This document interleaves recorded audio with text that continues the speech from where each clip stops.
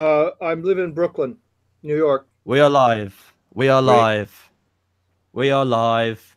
Awesome. Okay, so Gerald and Marcos and I were just talking about actually what it means to be a music producer, and he's made some really good points about the how that definition has changed over time, and how that's different to a beat maker, which is what a lot of music producers today are. I know like a lot of people out there who claim to be music producers are, in my opinion, beat makers. And Marcos and I were talking about that just now. Gerald, what's your stance on that? What is a music producer to you, Gerald? Well, it's certainly not a beat maker, that's for sure. I saw that one coming. Yeah, so I think the three of us are on the same page. It'll be interesting to see what people say on the live chat as well, because I'm keeping an eye on that also.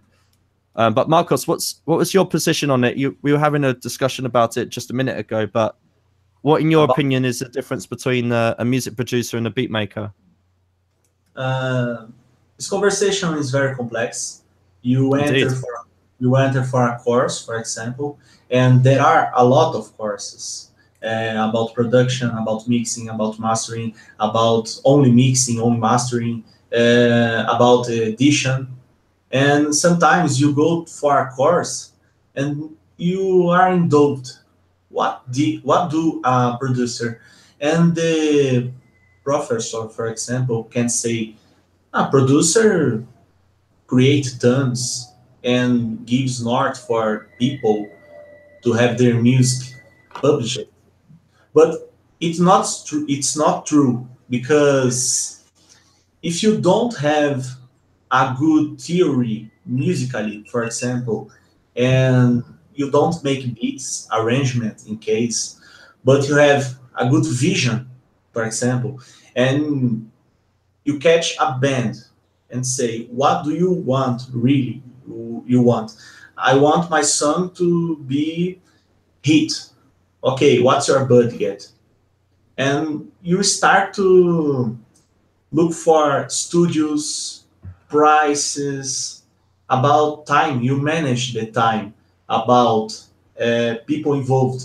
We will take this package about 3 hours, for example, 5 hours, 7 hours in the studio for practice, for listen to takes, what's the best take, and this take, for example, is good in the chorus. This another take is good in the verse. Another take is good in the bridge. You start to uh, feeling the best takes and choosing. So you are a manager, like a football manager, a soccer manager. You are in the control for a good result in the final when the mastering is finally done. So for me, is this the definition of a real producer? Is my opinion, not a beat maker, because a beat maker only did a beat, but Yeah, after that he only sold the beat. But yeah, what about the directions? What about the prices? What about the budget? The studio stay with the band and say you are wrong about your performance. You could be better, for example. And producers leads with psychology too, in my opinion. But a beat maker can be a producer too, giving advices, for example. It's my opinion. Gerald. Well, I pretty much agree with what he said. The problem with that is that uh, most artists won't let you do those things nowadays. Even though they have Yeah, no knowledge or concept of it, they have a tendency to fight that all the time. I mean, they have a sound in their mind, and they think that they don't understand the logistics of of a song. You know, I mean, uh, it's like Napoleon taking his army to war in Moscow. I mean, it's not just that he took his army there. How did he get it there? He had to feed it. He had to have transportation. He had to have all those things that go together. not just getting up on his horse and lifting his sword and saying charge. That that's what a beat maker is for me. I mean, most of them haven't got the first clue about what putting a song together is. A producer traditionally has been the overlord. He looks at everything. He looks at the big picture, just like Carlos said. The cost of the studio. How much time can we afford? No, I'm sorry, you can't take another take because you can't afford it. I mean, the producer is the guy who puts his foot down, and he also is the person who guides the song. And it's not easy for artists to let go of those things, but sometimes they're not the best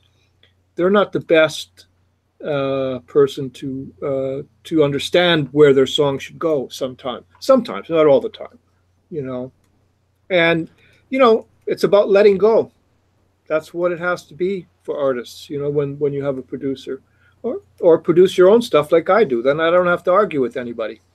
Apart from yourself, of course. Yeah. So following that, what do you think, Gerald and then Marcos? What do you think are like the main traits of a good music producer? Well, first of all, having good ears. Cool. And secondly, understanding the limits of the band, the limits of the money that they can spend. What exactly you want done with this song.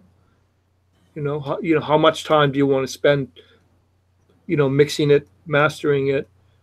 Yeah.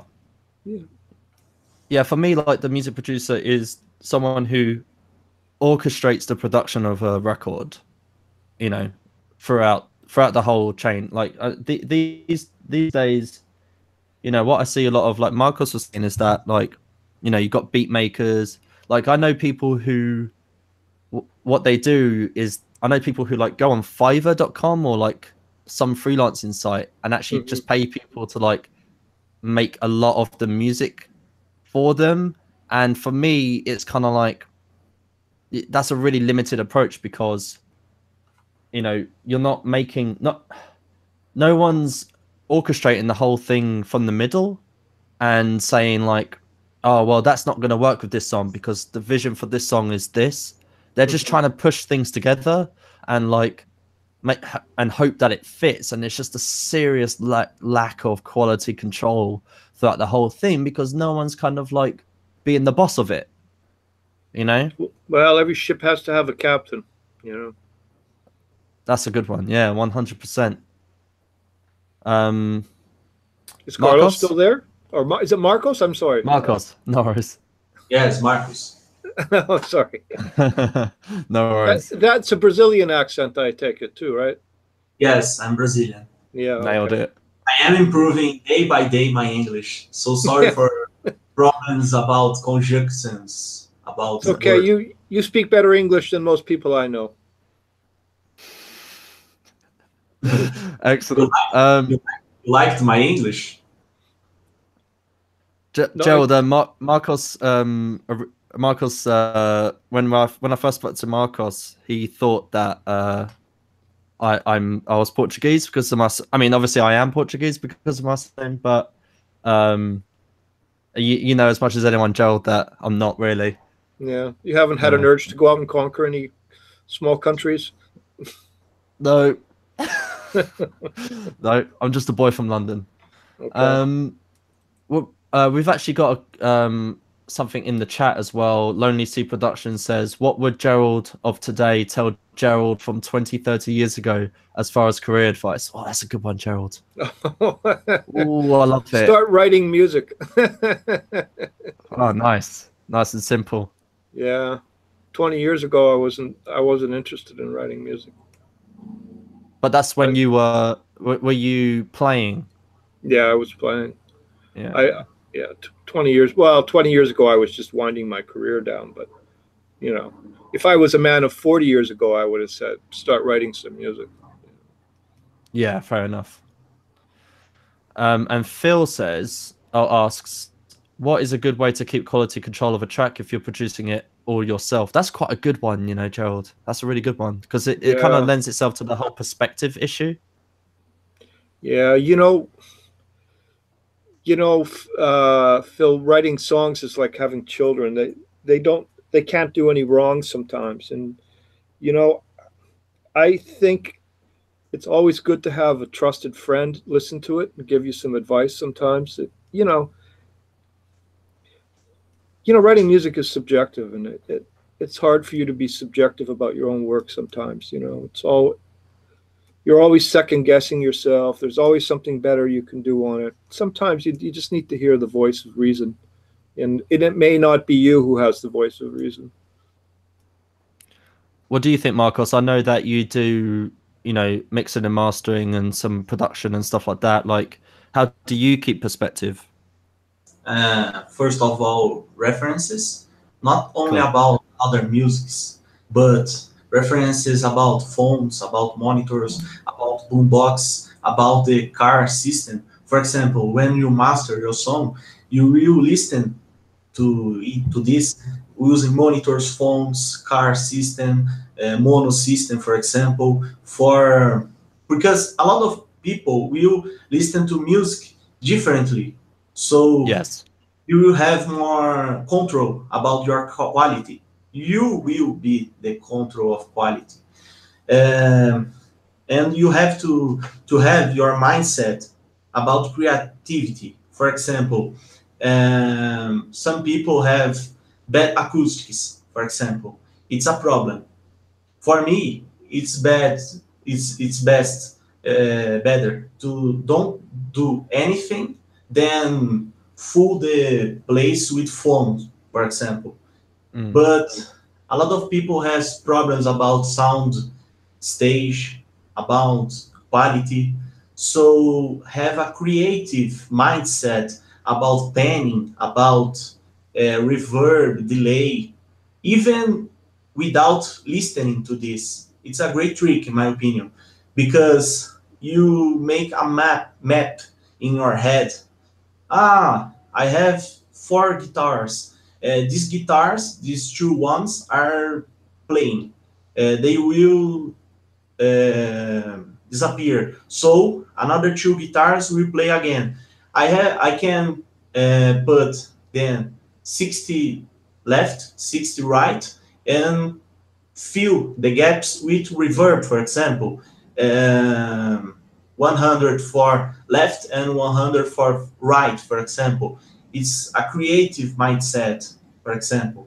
You have to test things, but for sure, with caution, for not Indeed. hurt yourself, about volumes, about weird uh, sounds, weird effects. So listen carefully, okay? So the mindset is the first thing.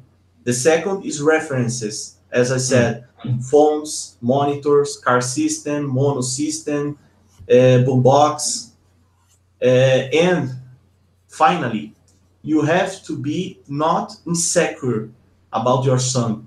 You mixed, mixed, and you don't think it's good. But sometimes you are so much, I don't know the word. No, I know what you mean. You're No, so you you don't have a direction yeah. about what you want. You have to say, no, enough. It's good. I will launch this Yeah. stuff.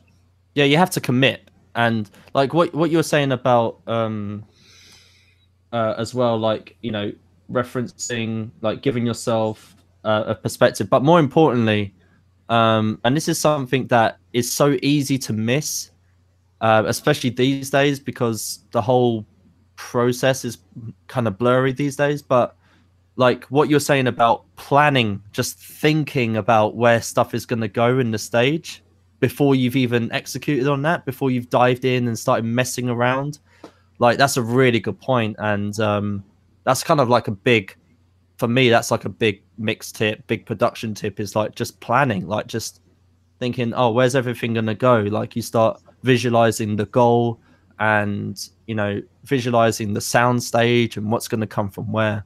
That's a good point. Yeah, it's a very good point. 100%. A couple of things from the chat here as well. Phil says very, very difficult to be subjective and also know when to stop. 100%. And Lonely Sea Productions asked Gerald, with your hindsight, would you pursue a career in music if you could go back and do it all again?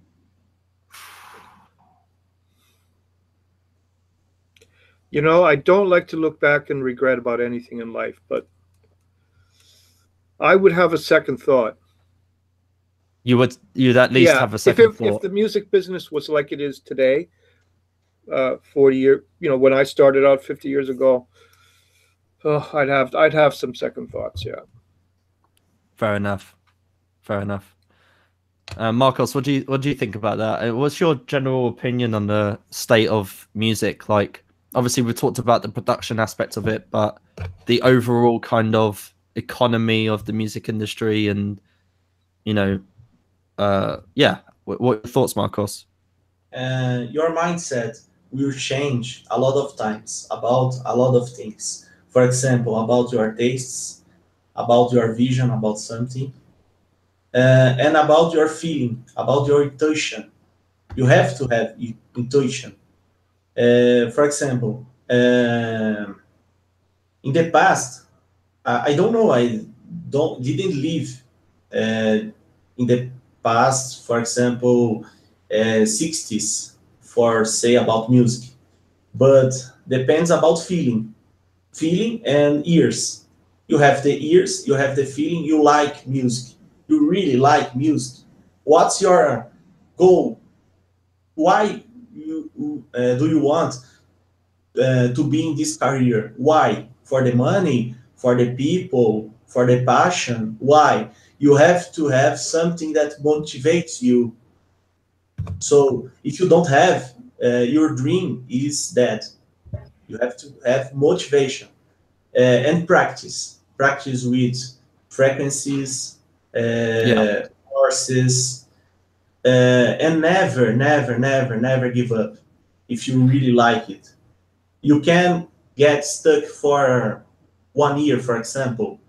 It doesn't matter. It's not that you aren't good. Sometimes you are marvelous doing music, but you don't have the chance to show to the world your capability.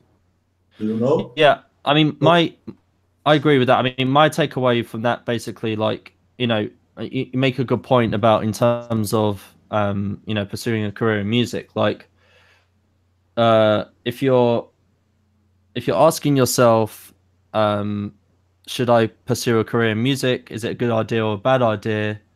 When push comes to shove, you got to ask yourself why you want to do it in the first place. Because it's only, in my opinion, it's only the why that gets you out of bed in the morning. You know, and because if you're doing it for a reason that you don't really believe in, you won't get out of bed.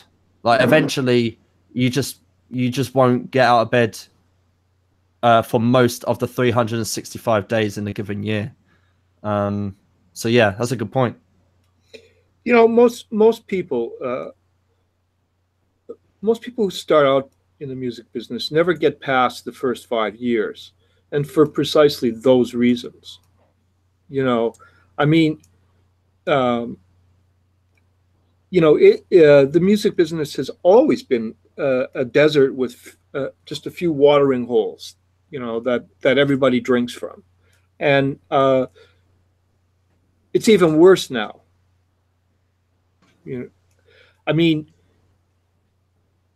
you know, people think that if they write a good song and they've got talent, and, you know, they'll make it. You know, somehow they'll make it. Well, that's just not true.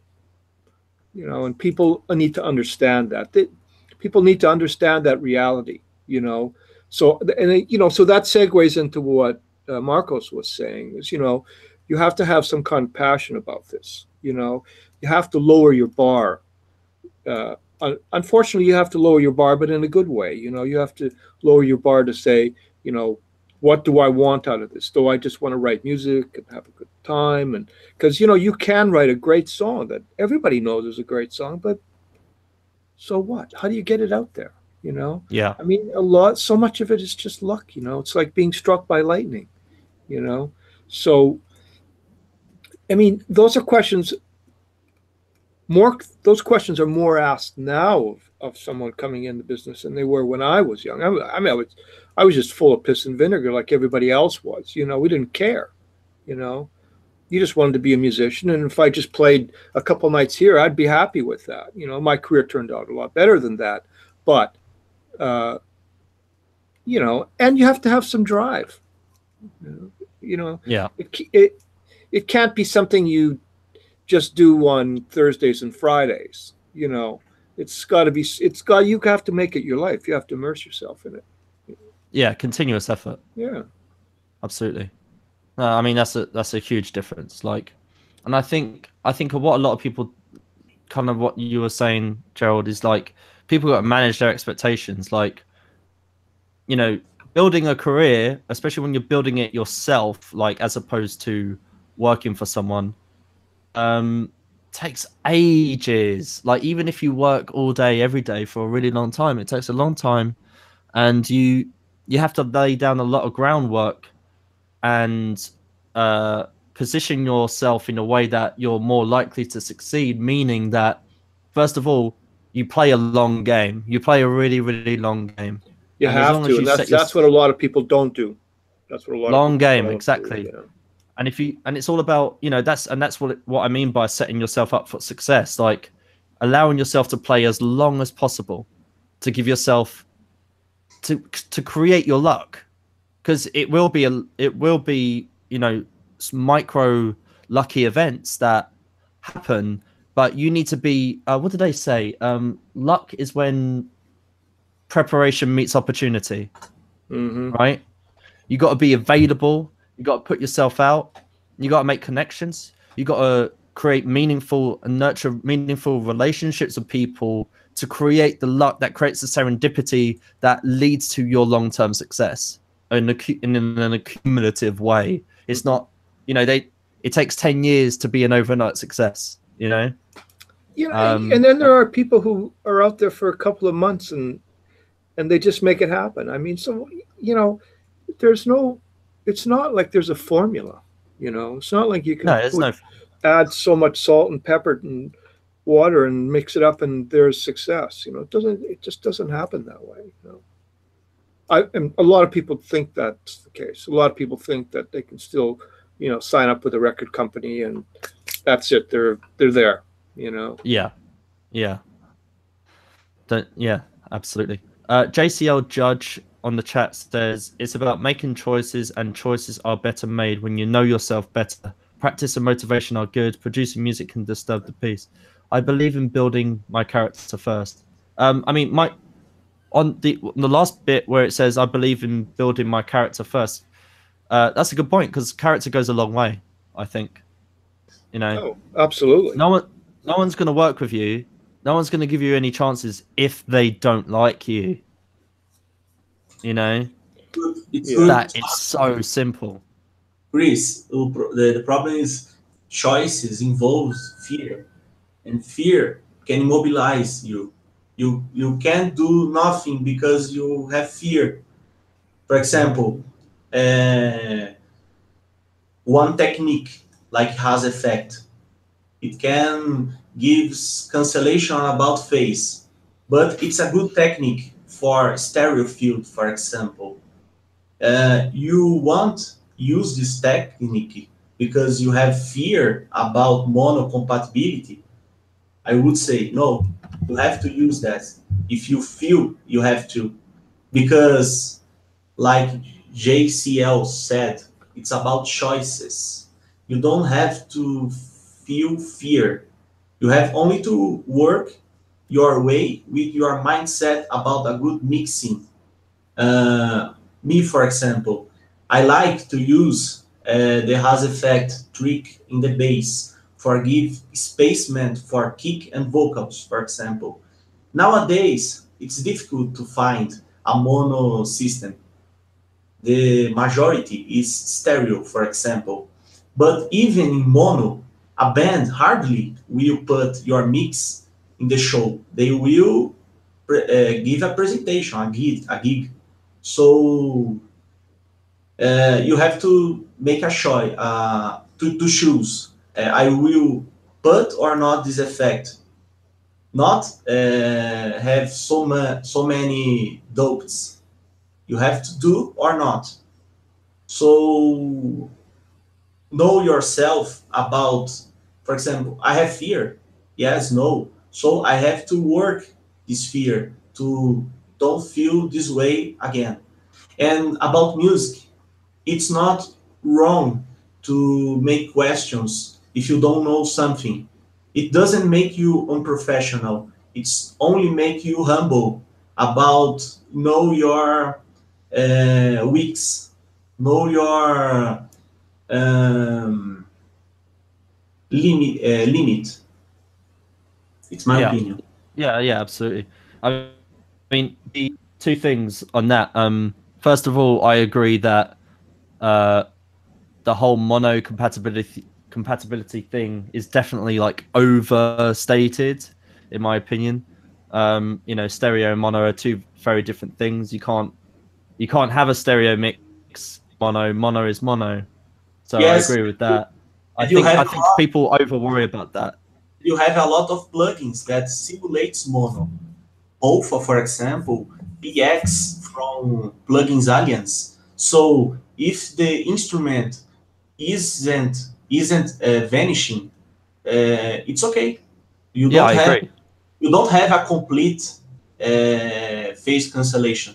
Perhaps partial, but partial the instrument is still Yeah. sharp.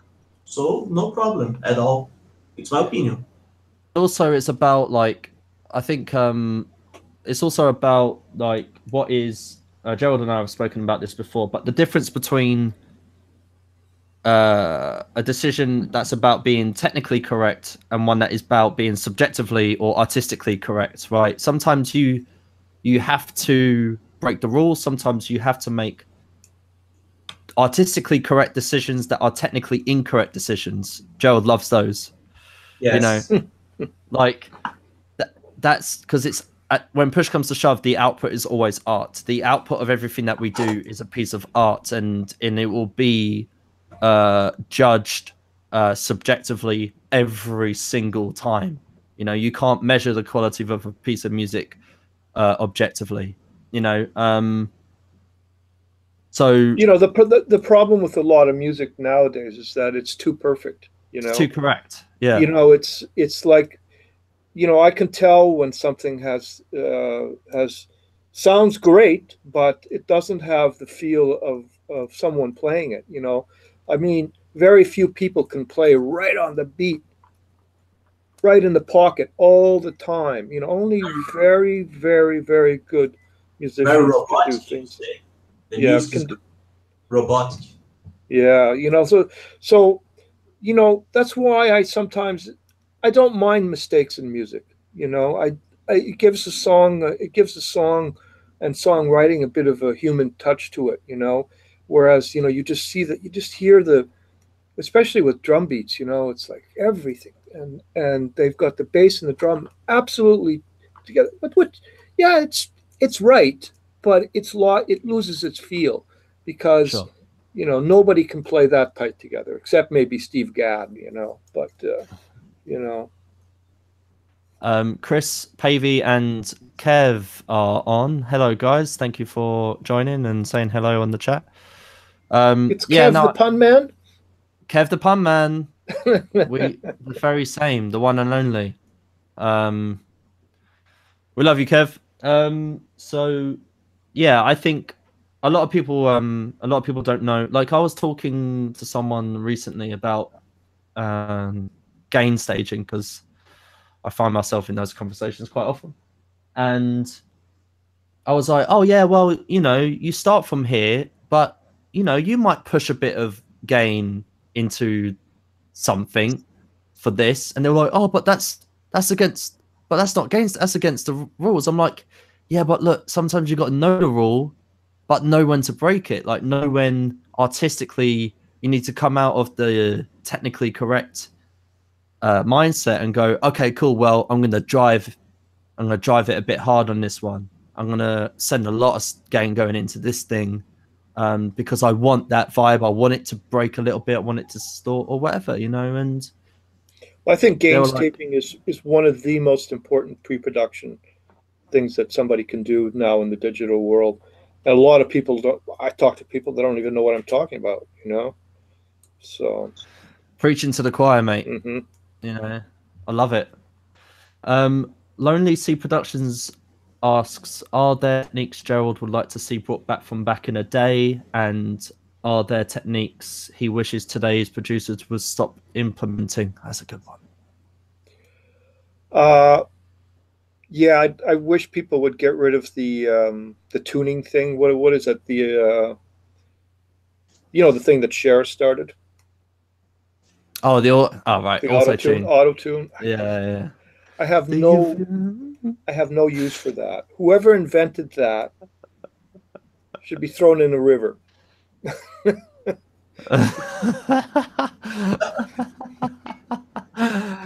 Oh. I think, and I've said this many times before, something that I'd like to see brought back from the old days is this thing called harmony. I never hear anybody using harmony, not just in the vocals, but in their chord structure, or the voicing in their guitar playing, or it seems like a lost art. It's just like what it does is it just makes songs just seem so flatlined. There's never any of those little tiny things poking into your head. I mean, that's a musician's point of view. Most people who are listening to music don't care. They wouldn't know what harmony is if it slapped them in the face. But sonically, I mean, I think that's one of the something I'd love to see people start doing again. Does that start at a producer's Jacob Collier's level? bringing it back. What's that? Who's bringing it Jacob back? Collier's helping. Jacob Collier, you know that kid that I showed you? Yeah, I know that kid. Oh, he's great, isn't he? That Flintstones one, oh man, I love it. Listen, I did that Flintstones thing in college. Okay? Everybody does that Flintstones thing. It's a great song, but everybody does that song in college. I mean, if you want to hear some great harmonies, just like I told you before, come and hear some of the guys, the a cappella guys that play on the trains in New York. They just go from one subway car to the next, singing these songs, singing 6-7-part harmonies. I mean, and walking through a train at the same time. So, well, like doo-wop groups or something. Yeah. Well, doo-wop is different. So, right, noted. Yeah, I mean, the thing with harmony as well is like, a lot of people get stuck in arrangement and stuff like that, and I'm like, but harmony is such an unlock for arrangements. Like you start, huh? Well, it also helps, it also helps in a song. You know how you're always struggling for space sometime in a song? Yeah. Because something's taking up a frequency, and I think, when you spread the chords and the music song out a bit, it opens up the frequency. So you're not struggling to try and find room for the bass or the kick or. No, that makes perfect sense. Like just on a technical level in my brain, in my sort of audio brain, like I'm like, oh yeah, that would be nice. That'd make mixing so much easier. Marcos, any thoughts about harmony or any of the above? I agree about auto-tune. I don't like auto-tune. Never. Never. And I think people are overusing reverb or using in a bad way. Not so much equalization in the reverb. A lot of instruments with reverb, so you don't have the spacement for reverb. The snare, the vocals, the guitars, a lot of reverb, and more reverb. And the worst thing is about the bass or sub bass range. People over up the bass and sub bass range. I remember I was listening to one music with a pair of K 414 P from AKG. I say AKG, I am Brazilian.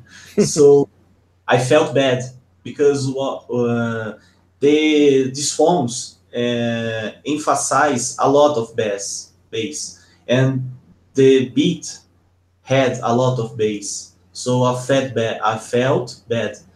My head was very warm because I was listening 2 minutes of a lot of bass.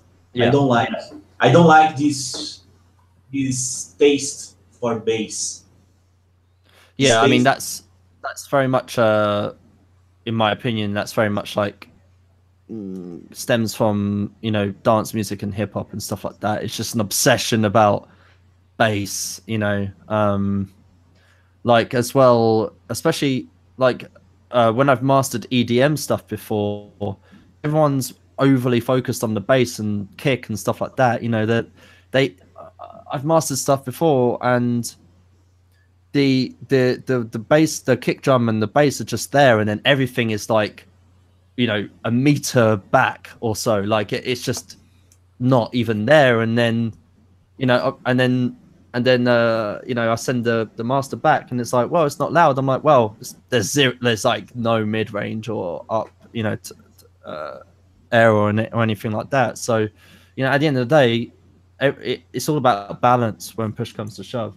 And on reverb, what I hear too much of these days is reverb, and what I mean by that is, when reverb is done well, unless it's like a really sort of creative effect or if it's used as a sound design sort of thing, when reverb is done well, you can't hear the reverb. What you can hear is where it's put the sound in the stage.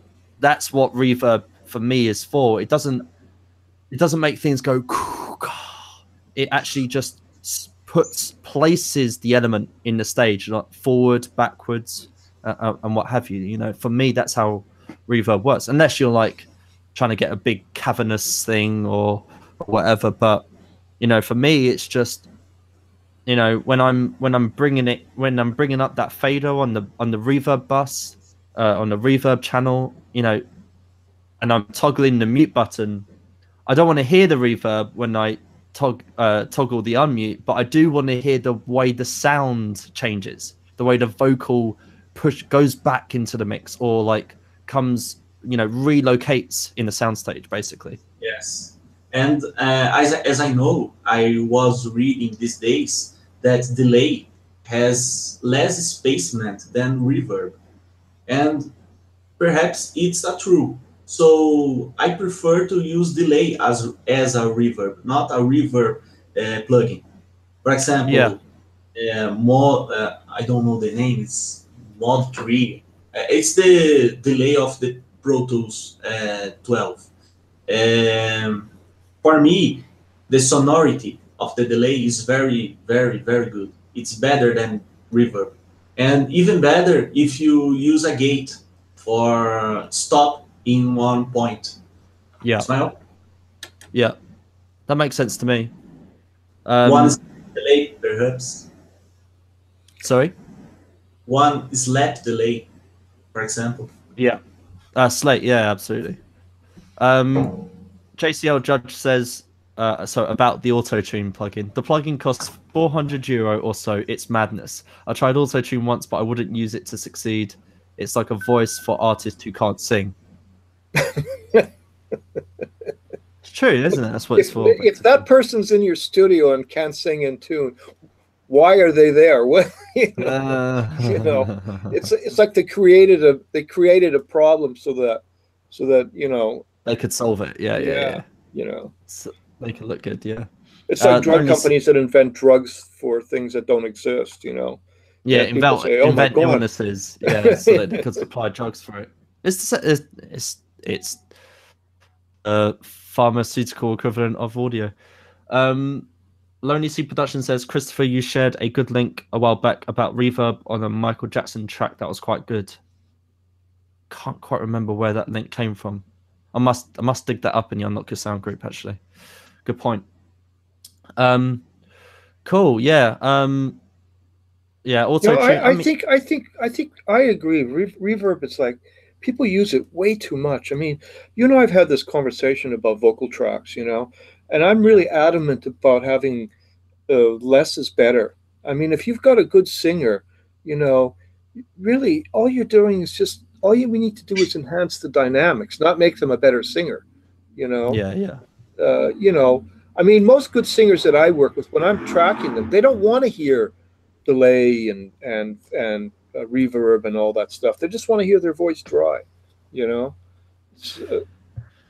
Yeah, I mean, I've had different experiences with vocalists. Some don't care, don't even think about that. Some of them are like, oh, I've got this Logic preset that I use, and it's like 7 plugins, and you're like, oh, which one? And it's like, oh yeah, that one. And it's like, oh my god, look at that channel strip. It's madness.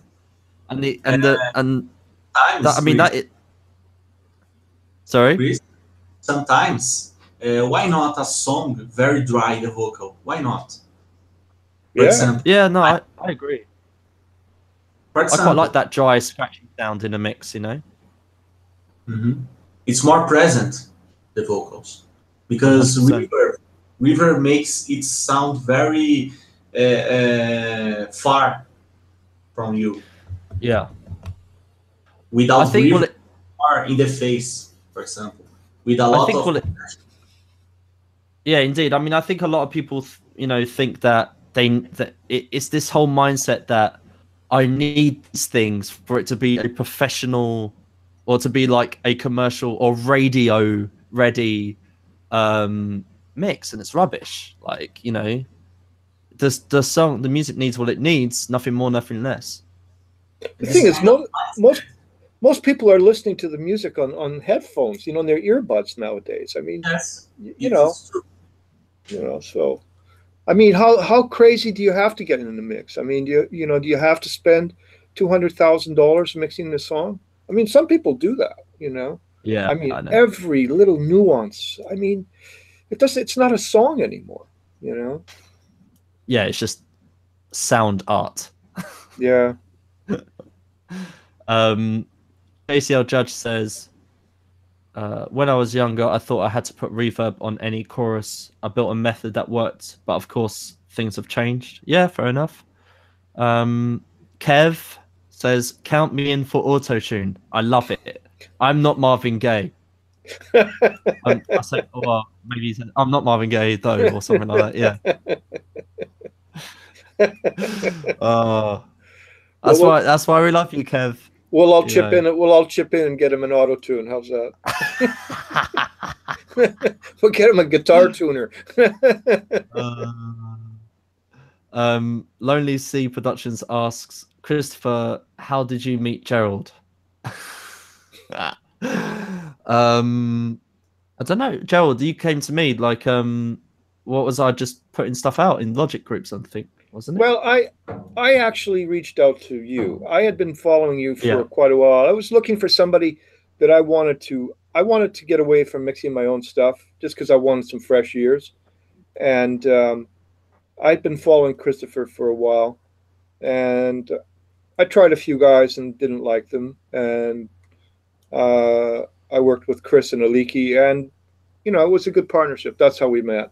I'm back to mixing my own stuff now, so. But yeah. No, it was good. No, absolutely. Like, Gerald just reached out to me, said they'd both following me and stuff like that. And that's kind of, I don't know. I imagine I was just putting stuff in Logic groups and stuff like that. That's how I roll. I definitely believe that if you mix a song, you shouldn't master it. Oh yeah, 100%. That's why I got. That's why I was, I've set Unlock Your Sound up in that way. So like, Aliki mixed your record and I mastered it. It's a very interesting conversation, because If one person hire you for mixing and don't have in mind another person for mastering, I think you've got a call, sometimes Marcos. it's good for you to master too. Because if you did a great mix and show for the client and they said, wow, it's very good, it's perfect, you don't have anything for correction. It's perfect. So sometimes the project is finally done. You only use a limiter and some creative things like putting a J37, for example, or another plugin, or with analog stuff, and the project is done. But depends. Sometimes the client wants two opinions, one for mixing or another for mastering. But isn't an error to mastering what you did the mix? Depends your mindset. You It can, depends. Yeah, yes, it depends on a lot of things. Someone, I mean, it depends. Like, if it's just a single song, and when you say, you know, it's perfect, someone has to make that decision. Like, and if you've made that decision and you've authored the final product, you've authored the master, you know, the final file, then you yeah, mastered it. You know, in most, unless it's like a CD or an album. But the mastering engineer is the person who makes those decisions. and Sometimes but it's the same person, you know, but sometimes it takes a mastering engineer. Sometimes it takes a mastering engineer for a mix engineer to send their mix to and go, like, I think this is perfect, but what do you think? And the mastering engineer goes, yeah, no, it's perfect. I don't really have to do anything. I'll just yeah, author the final product from here, or like do whatever limiting and you know, this and that. But it mastering is as much about making decisions yeah, as to what is good and what the final product is. yes. Many mixers rely on mastering engineers as a safety net, which is cool, you know, because they don't want to have that final call, and I totally understand that. It takes a lot of nerve and confidence, maybe a smidge of arrogance to be the guy who is gonna be like, "Oh, no, I'm gonna make the call. That's fine." You know, so yeah, no, you're absolutely right. But if you're confident at the end of the day. You know, if you've got good reason to be confident and everything, and you're confident that the final product is going to translate well in the real world, then you're the mastering engineer. Yes. That's it when push comes to shove. Another mindset is that you mixed, for example, an 8-track CD, and now you need the DDP protocol. You need the songs to be aligned in volume. So if you say, okay, it's perfect, the client, yes, it's perfect. You ask, what's your budget for a mastering engineer? I don't have an extra budget for separated service. So do you want me for finish the project? Yes, but I will charge a little fee for align all the tracks, put all the information about uh, album, author, etc. And for generate the DDP, it's another process. Mastering is another process, but depends on the budget, yes, and the taste of the musician too. If he or she likes your services and think it's perfect about the mix, why not master too? Yeah, I Depends. mean, it at the end of the day, it depends on the client, and it depends on the reality around the circumstances of the client. The reality you just talked about is a reality, and when push comes to shove, it's the client's product, and they're going to go with who they trust.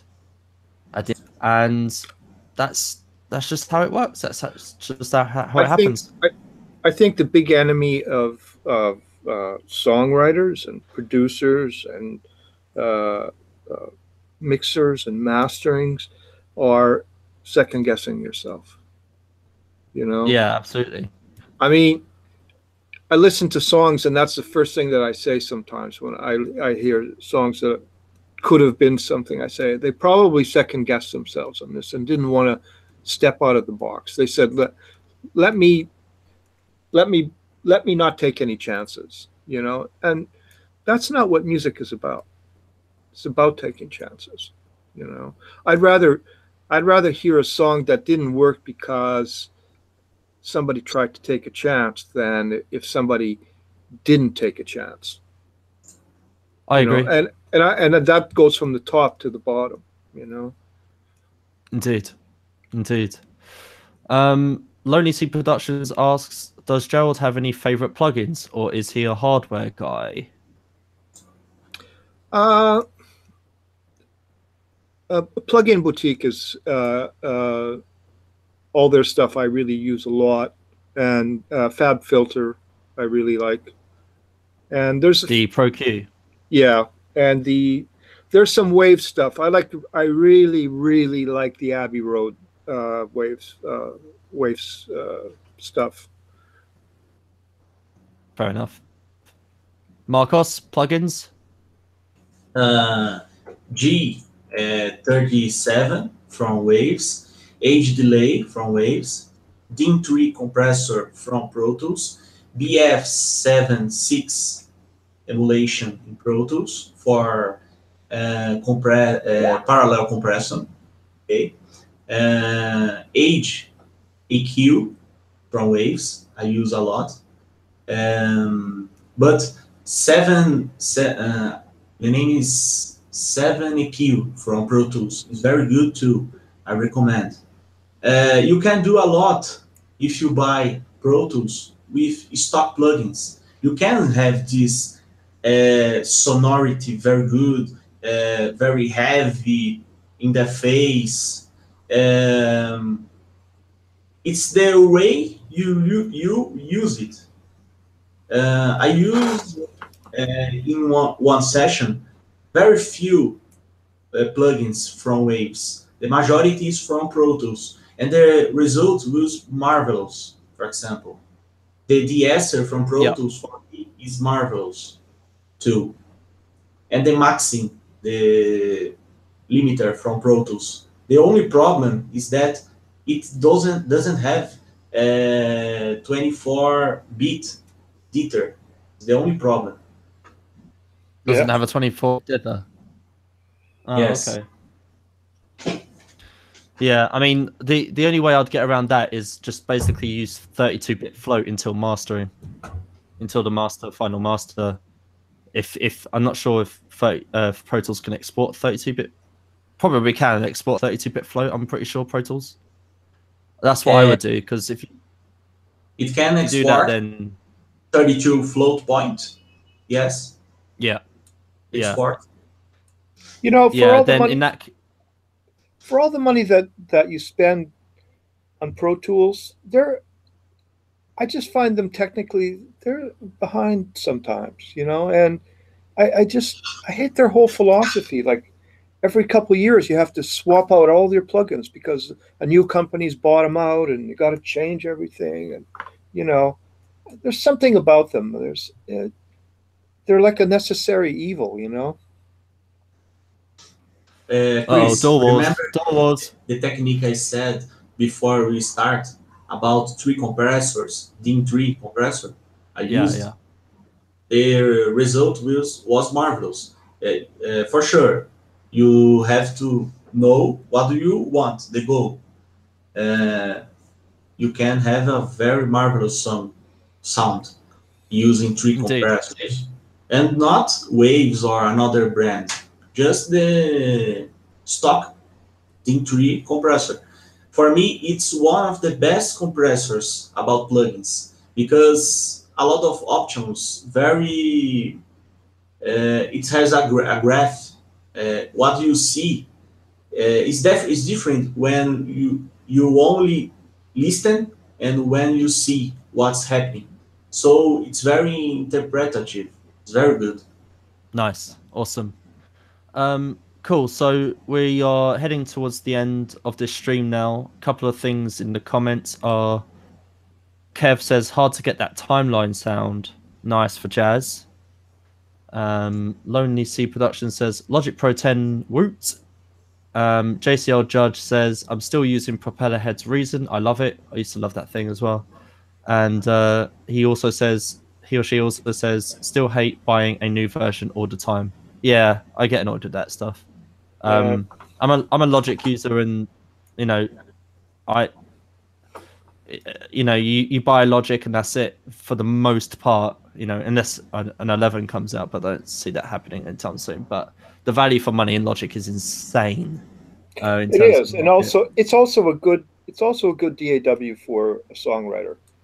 You know. Yeah. Yes. Particularly if you work in MIDI a lot. You know. Yeah, because you've got just a plethora of software instruments that are available to you.